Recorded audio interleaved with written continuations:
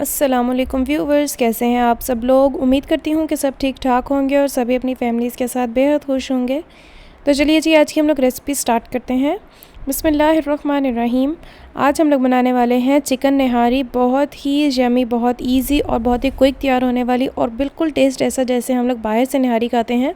तो चलिए जी, रेसिपी की तरफ चलते हैं। सबसे पहले जी हम लोगों ने ले लेना है 1 cup cooking oil. Medium to high flame हम लोगों ने रखना है। जैसे ही ऑयल गर्म हो जाएगा, इसमें हम लोगों ने 1 टेबलस्पून लहसुन अदरक का पेस्ट डालना है और इसको 1 से 2 मिनट के लिए सौते कर लेना है। अब बारी आती है इसमें चिकन शामिल करने की। तो हम लोगों ने 1 केजी चिकन ले लिया, ठीक है, वो हम इसमें डालेंगे। तेल गर्म होना चाहिए।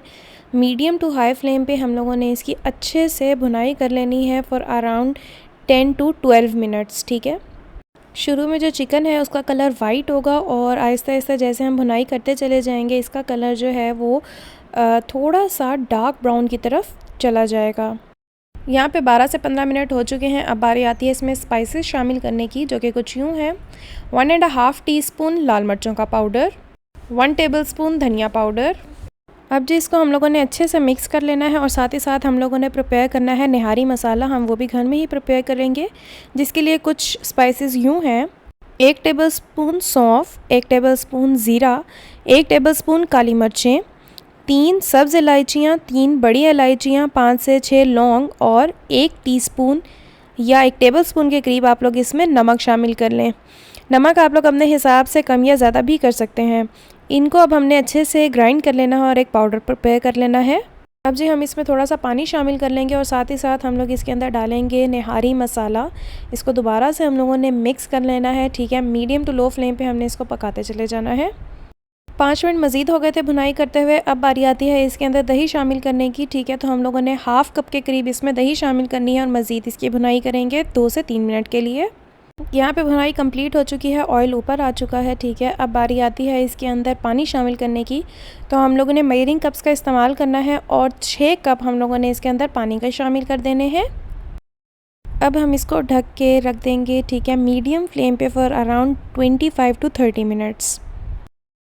इस पॉइंट पे जो हमारा चिकन है वो कम्प्लीटली प्रिपेयर हो गया था, ठीक है। आधा घंटा गुजर चुका है। अब हम लोगों ने क्या करना है कि फ़्लेम ऑफ़ करके हम लोगों ने 5 मिनट के लिए रख देना है आधे घंटे के बाद, ठीक है। जो हम लोगों ने आधा घंटा पहले दिया था, उसके बाद हमने फ़्लेम ऑफ़ करना है। 5 मिनट के लिए हम रख देंगे ताकि जो तरी है वो ऊपर आ जाए। और अब हम लोगों ने तरी साइड पे निकाल लेनी है ताकि जब हम लोग डिश आउट करें तो तरी हम ऊपर से अलहदा से डालें, उसका फ्लेवर बहुत ही अच्छा आता है। यहाँ पे जी गैस चली गई थी तो मैंने रख लिया है इलेक्ट्रिक स्टोव, ठीक है।